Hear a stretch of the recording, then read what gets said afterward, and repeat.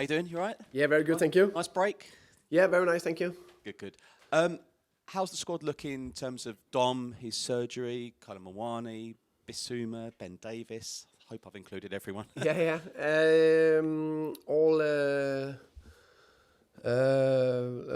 All fine compared to last time. Kolomani have trained now for 2 weeks with the team, so that's good. He looks better and better. He will be in contention for the squad for tomorrow, so that's positive. Dom's progressed well after the surgery, been on pitch. I actually don't know if it was today, but it definitely was the 2 days before that. So the detail is he's progressing and he's going forward, so that's good.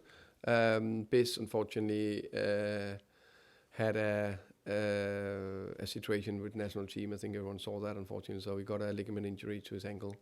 They'll keep him out for weeks. Yeah. Great. Okay, and then obviously big news this week, the return of Fabio Paratici. It's an exciting one. I think a lot of Spurs fans are quite excited by it. In your eyes, how will it work, all of you together? Yeah, also positive about it. Obviously, Fabio worked as a consultant for the club, so met him there a few times in the last couple of months. Looking forward to get to know him more. Of course, when it's more day to day, you will get to know each other even better. Looking forward to work together. I'm not in doubt that Fabio, Johan, I, and Vinay will create a very, very strong team. And together, I'm convinced that we can create something very good. And I really, I'm used to work with two sports directors. I've done that for 9 years in Brentford, first with Phil Giles and Rasmus Angersen, then Phil Giles and Lee Dykes. I actually think you need two these days to cover everything because it's such a big job. And I think also the two of them complement each other. You've just answered my second question. Good. That's why I'm so good. Okay, done. Yeah. Brilliant. Well, I was going to say, because I know you had it at Brentford, so did you have an input into it? Did you sort of speak to Vinay and say, do you know what, Vinay? I had two before, and it worked well for me. And the actual role of the sporting director is so vast now. Yeah, I would say there was thoughts about it. Of course, it happens when the first time when I spoke about it, I was a little bit like you said there, very positive about it, because I think it will work very well, and I think there is no one that is perfect in this world, and I think the way the strong abilities both Johan and Fabio have, I think that they complement each other so well. So it's like a perfect match. So they just like this, and then we cover more together. Vinay says he expects disagreements because everyone's different. Will you hope to have the final say if it's a player potentially in January or the summer? I'll always have a final say. You know that, yeah, of course. In the end, no, it's teamwork. I'm pretty sure if one of the, I would say 3 of us, because Vinay is, as he's saying himself, not technical or whatever you call it. Of course, he will have an opinion, but the 3 of us need to agree. And if one, let's take an example, doesn't matter if it's me, Fabio, and is very, very, very strong, they should not be the player, then there's probably not that right. So I'm pretty sure that we will find a good way together. Good luck Sunday. Thank you. So it's good to see you.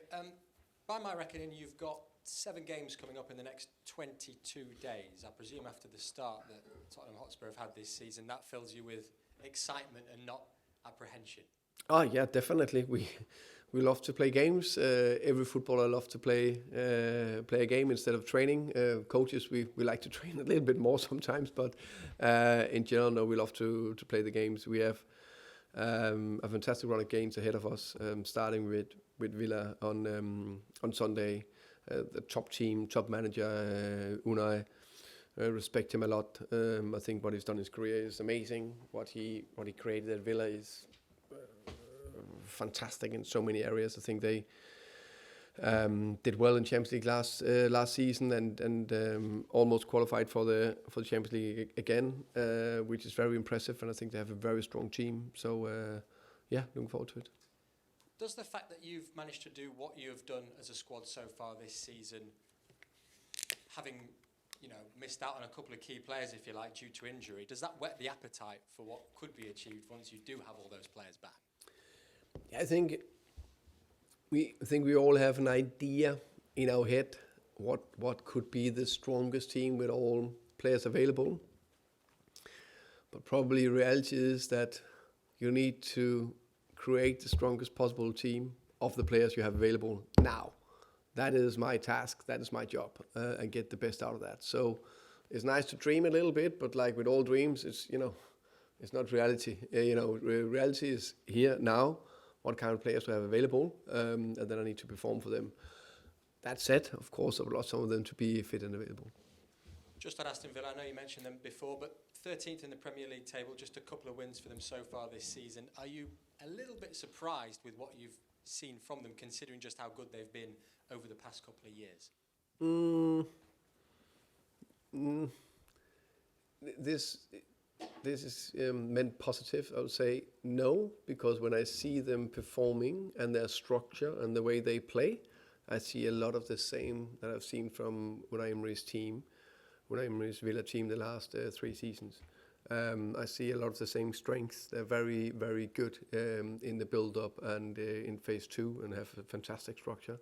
They're very composed and have fantastic players. We know in Rodgers has been doing fantastic. Ollie Watkins, Marlon now score goals. Unana in midfield, Kamara. I know Thielmann's injured, but that's a top team. The back four is very good as well. So it's a team, and you can see they're growing. And I expect a unbelievable tight game on Sunday.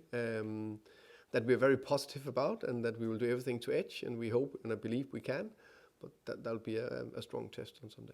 Good luck. Thank you. George. Thanks, and Thomas, one of my colleagues on the BBC website has done a really interesting article about XG and Premier League clubs and the start to the season. And it just got me thinking, how much has it taken influence in you as a manager that data has developed over the years? And I just wondered, how much info do you use with data in regards to your approach to match days in your squads, really? Not too much to match days, I would say. I use data, of course, I've done that for a long time, to create the right narrative that I want to maybe get across to the players or to you guys to make sure we get the right message out there. That's one thing. Secondly, I think it's good to have another indicator or benchmark that you could look towards that are analyzing performance. But my eyes and my knowledge or principles of what I believe in is always the most important thing. But I think it's very important to have the stats to back up the performance either way, good or bad. Because sometimes, I put it to top corner 2 times, you won 2-0, everything is beautiful. But we were actually absolutely in terms of XG and shot against and all that. So we need to use both, I think. And just in terms of your approach to this season, I've noticed a couple of things. You've been really clinical in front of goal. I think you've been overperforming there. Vicario's done very well the other end. Just what have you made when you look at the stats of your start season? Does it match up with what your eyes are telling you after these games? Yeah, I think there is yes and no. I think there's some areas I've been very happy with. So that is not only XG. Both ends, that's very simple to look at. I look at that as well. Of course, I always wanted to be top and the other end, but I think 7 games is a very small sample in general. So there's elements as part of our game I've been very pleased with. For example, the high pressure, a bit of the phase 1 as well. I think our middle pressure is getting better and better, for example. And then a big thing for me, number of crosses and arriving in the box. We are in the top, and I think that's key for me. Because if we put a lot of crosses in, hopefully more with quality, have enough players arriving in there, in the right gaps, in the right areas, that will give us a big opportunity for scoring goals. So that's the bits I'm looking into. Brilliant, that's great. Thank you. Thank you, welcome. George at the back, please. Hi, Thomas. just wanted to ask you about a couple of your strikers first of all. With Dom, do you think it's likely we see him during this kind of 22-day period before the next international break? And do you need to be kind of cautious with him, or once he's trained a little bit, you can kind of come straight back in?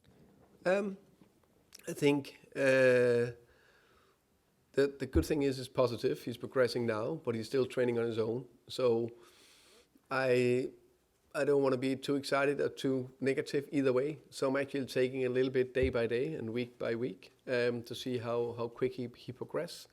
Dom is a natural fit player. There's some players that naturally get that fitness up to a high level. But of course, we also need to take into consideration he basically hasn't trained with the team since July.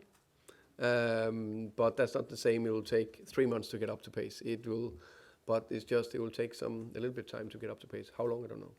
And you mentioned Randall Colomwani is back training. I mean, now he's back and he's played 45 minutes, didn't he? How sort of excited are you to actually get him out on the pitch? And I think he's played 1 or 2 games, hasn't he, for Spurs, but actually to use him during this busy period. Oh, I think it's very important to have him fit and available. I think he looks better and better. I think it's also fair to say that he has trained 2 weeks with the team. When he came 1st September, what is it? Oh my God, that's 6-7 weeks ago. Time flies.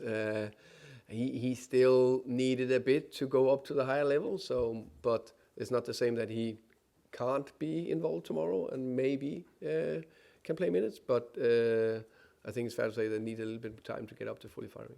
And just finally for me, Tottenham's home form in the Premier League has been quite poor for quite a while now. Mainly before your time. And I guess looking at the fixtures, you've got Aston Villa, Chelsea, Man United. On paper, they seem hard fixtures, but they're the sort of type of home games you're going to relish over this period to kind of correct this home form, which has been a long hangover. Yeah, I think in general, every team, and now I can speak for us, Tottenham Hotspurs, we would like our home to be a fortress. That is the ultimate aim. Can we make our home an unbelievable difficult place to come to?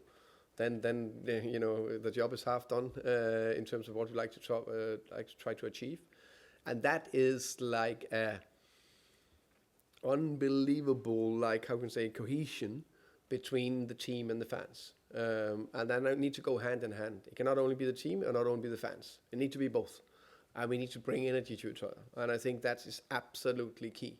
And we need to do everything that we can to work unbelievable hard, perform well. Try to be positive, all that, but also need a little bit of help, because we know football in every game goes a little bit up and down. You have good spells, bad spells. The Premier League is the most relentless league in the world. It's so difficult to compete in. So we need the fans, especially in the tough moments. The better they can be behind the team, the not easy because it'll not be easier. The better it will be, and they will feel more success for the team. So we need that. But when our fans are behind the team and the stadium is rocking, I think it's one of the best places in the world. Finish this section with Brian, please. Hi, Thomas. Wilson Odobert and Matthias Tell had a really great international break for France under 21, scoring 6 goals, I think, between them and linking up. How pleasing was that, and how keen are you to sort of continue sort of trying to help them fulfil their potential, because it's clear they're 2 very exciting young players? Yeah, I agree. I think it was so nice to see both of them perform well for their country, and I agree. I watch all their assists and goals and actions from their games, and it's nice to bring. I think sometimes you are in momentum and you're in good rhythm, and clearly both of them are in a good rhythm, scoring goals, performing well, having good actions. So I think that's key. I'm pleased with both players in general. I think they are developing. And taking steps in the right direction. So I think it's positive. And just going back to Randall, you mentioned how quickly the time's gone since he signed. I think it's nearly 2 months now. Obviously, he'll have his eyes set on the World Cup, played a big part in Qatar with France last time. Have you spoken to him about that? Because it's a huge thing for a player to go to the World Cup, and time is of the essence. And how long do you think it will be before we see him, or the Randall Colomwani that Spurs signed? I don't know. I think the World Cup is far away from in general, and I understand that the players are thinking about it. I haven't spoken to him about it, if I'm honest, because I think for any player to want to be involved in World Cup, you need to play, and for whatever reason, he hasn't been able to do it yet. What I'm focusing on is to make sure that he is in a good place. Try to get him into his best possible performance level, and when he are in that best possible performance level, he will hopefully do very well for us, and then the rest will take care of itself. Thank you. Okay, we'll end the broadcast section.